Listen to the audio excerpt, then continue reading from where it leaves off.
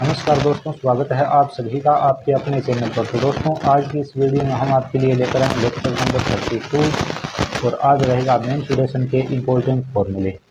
देखो, formula word लिखते हैं बट इसका जब हम प्लूरल करते हैं तो इसके अंदर एंड में जाके ई ऐड हो जाता है, ये ध्यान रखिए आप। ठीक है, पहले मुझे भी पता नहीं था, अब पता है। चलो स्टार्ट करते हैं। जो भी ज़रूरी फॉर्मूले वो सब आपको यहाँ से मिलने वाले हैं, जितने भी हमारे एग्ज़ाम में देखने को मिलते हैं ना, वो सब है यहाँ पर, टेंशन मत लेना।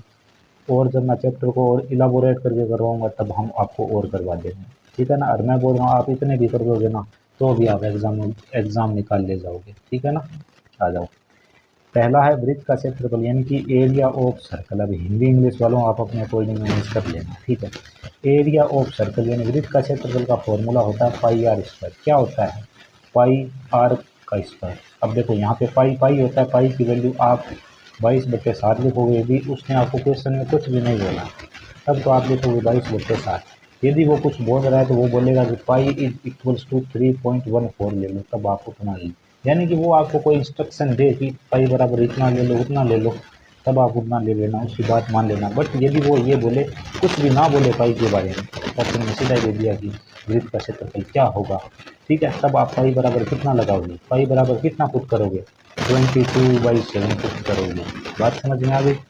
ये पाई एक ग्रीक वर्ड है, मैं मेरे और नोट्स दूंगा ना आपको, तब वहाँ पे आपको साफ साफ थ्योरी में मिल जाएगा। पाई एक ग्रीक वर्ड है, इसकी खोज की थी आर्यभट्ट ने। शून्य की खोज आर्यभट्ट ने की थी, बट और बता देंगे, अभी उतना जाने की जरूरत नहीं है, अभी सिर्फ आप इतना ही जाना, ठीक है। और आपको बना के बता देते हैं। देखो, ये होता है बच्चों वृत्त, ठीक है। वृत्त में ये होता है सेंटर। सेंटर पे मानो आपने प्रकार देखा हो प्रोट्रैक्टर, ठीक है, उसके अंदर आपने पेंसिल फंसाई होगी, फिर पेज को कसा होगा, कसने के बाद आपने यहाँ पे प्रकार की नींब रखी होगी प्रोट्रैक्टर की, ठीक है। यहाँ पे उस पेंसिल को रख के फिर घुमा दिया होगा तो ये सर्कल बन गया होगा। अभी देखो, ये जो है ये इसको बोलते हैं सेंटर यानी कि केंद्र। यहाँ से सेंटर से लेके पेरीमीटर, ये जो बाहर वाला जो ये लाइन बन रखी है ना, घेरा, इसको बोलते हैं पेरीमीटर। क्या बोलते हैं बच्चे? इसको बोलते हैं पेरीमीटर। क्या बोलते हैं? पेरीमीटर, ठीक है। सेंटर से लेके पेरीमीटर के किसी भी पॉइंट तक पहुंचे तो इस जो डिस्टेंस कवर हमने की उसको बोलते हैं रेडियस, मतलब त्रिज्या। इसलिए इस रेडियस में पहला वर्ड आर है, इसलिए रेडियस को आर से डिनोट करते हैं। अभी देखो, इसको मैं यदि ऐसे इस साइड से और मिला दूँ ना, मतलब कि हमने 2 पॉइंट को मिला दिया, ठीक है ना। इसके केंद्र से गुजर कर हमने 2 पॉइंट, इसके सेंटर से गुजर के हमने 2 पॉइंट को टच करा दिया। कौन से 2 पॉइंट को? जो सरकमफेरेंस पे है। पेरीमीटर को यहाँ पर इसको सरकमफेरेंस बोलते हैं भैया, ठीक है। पेरीमीटर बाकी सारी चीज़ों में जो बाहर आउटर साइड बाउंड्री होती है उसको पेरीमीटर बोलते हैं, बट ये सर्कल है तो इसमें इसको हम क्या बोलते हैं? सरकमफेरेंस। ये जो बाहर वाला घेरा है इसको बोलते हैं सरकमफेरेंस, ठीक है। अभी ये जो आपकी पूरी दूरी है ना, मैं यहाँ पे थोड़ा सा बना दूँ, AOB। आपको थोड़ा सा बता दूँ, यहाँ पे देखो OB है ना, वो जो है आपका रेडियस, ठीक है। मैं बोल दूँ AB, तो AB है बच्चे आपका व्यास, ठीक है। और वो ये जो व्यास होता है ना, व्यास इसको किससे डिनोट करते हैं? इसको डिनोट करते हैं D से। अब D से क्यों करते हैं? क्योंकि इसको इंग्लिश में बोलते हैं डायमीटर। ये देखो, इंग्लिश का ये फायदा समझ में आया कि नहीं आया? अभी ये इतना ही जान लो आप, ठीक है। परिमाप में हम क्या करते हैं? बाहर चीज़ों को बाउंड्री क्या है पूरी, उसको उसका मेजरमेंट ही परिमाप है, सभी भुजाओं का योग, ठीक है। अब देखो, क्षेत्रफल किसे बोलते हैं? ये जो पूरा फिगर है, ये जो पूरी आकृति, इसने कितना क्षेत्र घेर रखा है, कितना एरिया कवर कर रखा है, ये वाला, ये होगा इसका क्षेत्रफल। बात समझ में आ गई? आ जाओ वृत्त की परिधि। परिधि को बोलते हैं सरकमफेरेंस ऑफ सर्कल। इसका फॉर्मूला है 2πr। यानी कि ये जो डिस्टेंस है, मानो आपने परिधि क्या, एक जगह से स्टार्ट करके वापस आप उसी पॉइंट पे पहुंचो, एक पॉइंट से स्टार्ट करके वापस उसी पॉइंट तक आना ही आपका सरकमफेरेंस है। यानी कि सर्कल का आप एक चक्कर लगाओगे तो वहाँ पे आपका सरकमफेरेंस होगा। वो सरकमफेरेंस ऑफ सर्कल का फॉर्मूला क्या है? 2πr। आगे आ जाओ बच्चों, वृत्त की अर्धवृत्त की परिधि। अब देखो, आधा वृत्त बना के बताते हैं आपको। ये देखिए आधा वृत्त, हम आपको पूरा समझाएंगे। इसका फॉर्मूला पहली बार तो आप इसको रट लेना, πr + 2r। अब मैं समझाने की कोशिश करता हूँ, देखना कितने बच्चों को समझ में आता है वो करना थोड़ा। यदि आप इस चीज़ को समझते हो ना तो मैं आपको अच्छे से बोल सकता हूँ कि आप एग्ज़ाम निकाल सकते हैं, ठीक है। अभी भी यदि आप अच्छे से पढ़ गए तो जो भी आपके आगामी 1-2 महीने में एग्ज़ाम आने वाले हैं उनमें आप एग्ज़ाम आराम से निकाल लें, यदि आप इस बात को समझते हो। आ जाओ, ठीक है। तो इसका फॉर्मूला πr + 2r ही क्यों ना? देखो, ये जो पूरा गोला था इसके बाहर हम घूम रहे थे तब ये था 2πr। अब आप बताओ आधा है तो यहाँ पे 2πr था, तो यहाँ पे सिर्फ πr तो हो गई। देखो इतना हम घूमेंगे, जब हम यहाँ पर ऐसे घूम के पूरा घूम रहे थे तब ये कितना था, तब ये यहाँ के लिए था 2πr। अब बताओ हम आधा घूम रहे हैं तो πr तो होगा ना, यानी πr आप यहाँ से चल करके बच्चे यहाँ तक पहुँचे ना तो आपका πr हो गया। ठीक है, जैसे अगर यहाँ से चल के यहाँ तक पहुँचे πr, फिर आप यहाँ से चल के यहाँ पे तो 1πr। तो जैसे आप 2πr प्लस πr यदि आप चलते पहले, जैसे कि आप पहले इसमें चले पूरे वाले, तो आपका 2πr नहीं हो गया क्या। इस बार तो आप आधा चले तो 1πr को आप सिर्फ πr ही बोलते। आगे आ जाओ। अब आप मुझे ये बताओ, यहाँ पर चल के यहाँ तक आए तो क्या आपने सर्कमफेरेंस तय कर लिया, नहीं किया। ठीक है, यहाँ से आप यहाँ पहुँचोगे सेंटर तक, तो ये आपने क्या डिस्टेंस तय की, रेडियस।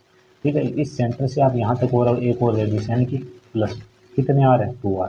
इसलिए बच्चे आपका ये फॉर्मूला बना है। समझ में आया कि नहीं आया। मैंने भरपूर समझाने की कोशिश की, फिर भी नहीं आया है, कोई दिक्कत वाली बात नहीं है। आगे जब चैप्टर को इलाबोरेट करके बताएंगे तब बता देंगे। बाकी आप इसको रट जरूर लेना भैया, अच्छे से रट लेना होता है, ये कई बार आ जाता है। अगर फॉर्मूला आता है तो आप बना दोगे, वरना आप हाथ लिए बैठे रहना।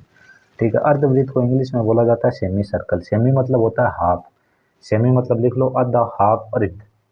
वृत्त का व्यास डायमीटर ऑफ सर्कल होता है 2r। व्यास देखो यहाँ पर मैंने आपको समझाया था, व्यास त्रिज्या का दुगुना होता है। लिखना चाहो कोई बच्चा लिख सकता है, व्यास त्रिज्या का दुगुना होता है।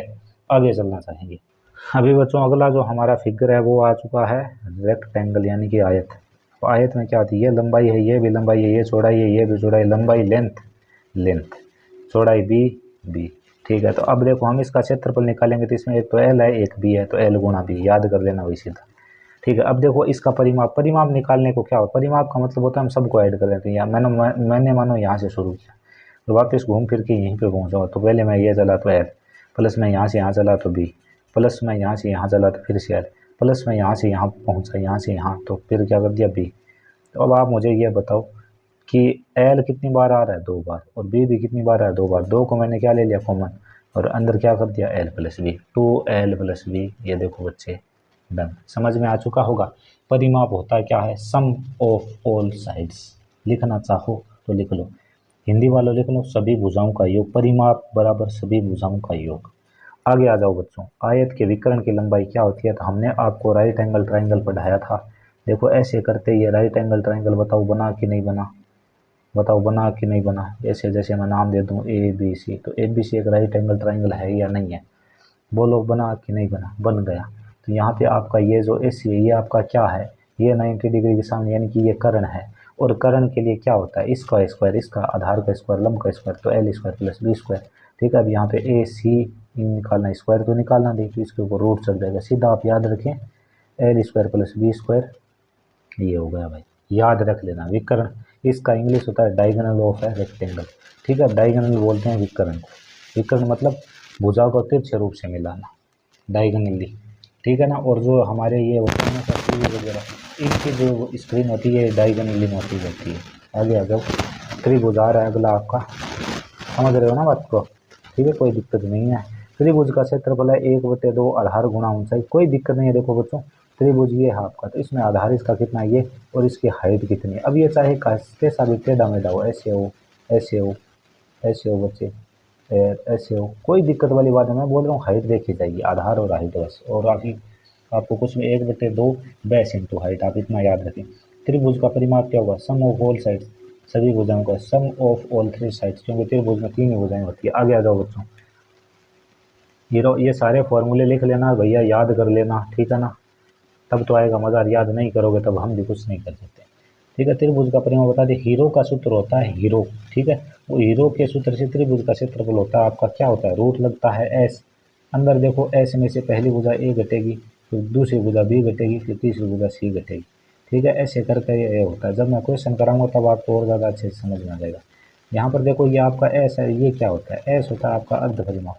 एस आ गया ना, एस मतलब सेमी पेरीमीटर, सेमी मतलब आधा, आपको बोला था सेमी। अब देखो एस के लिए आप याद रखोगे एस सेमी पेरीमीटर है, पेरीमीटर मतलब परिमाप, सेमी मतलब आधा, यानी कि परिमाप का आधा। तो ये आपको पता है क्या एस क्या होता है, एस होता है, देखो बच्चों आपको बताते हैं, एस होता है a प्लस बी प्लस सी बट्टे 2। ये लिख लो, मैं लिखना भूल चुका था पहले, ये भी आप यहाँ पे लिख लेना। एस बराबर क्या होता है, a प्लस बी प्लस सी बट्टे 2। ए बी सी क्या त्रिभुज की भुजा है, तीनों भुजाओं का। A B C sides of triangle है, लिख दिया नहीं यहाँ। आ जाओ आगे वाली चीज़ें और तैयार कर लेना यार, क्या सब कुछ तो आपको बता रहे। सम ऑफ ऑल इंटीरियर एंगल्स, सारे इंटीरियर मतलब सारे अंतःकोणों का योग त्रिभुज में कितना हो रहा है 180 degree, 180 degree. Sum of all exterior angle in a polygon, polygon क्या होता है, तीन या तीन से अधिक भुजाओं से बना हुआ फिगर, 3 और मोर देन 3 साइड से बना हुआ फिगर आपका क्या होगा पॉलीगन। और पॉलीगन का जो ऑल एक्सटीरियर एंगल है वो ऑलवेज और ऑलवेज कितना होगा 360 डिग्री, 360 डिग्री।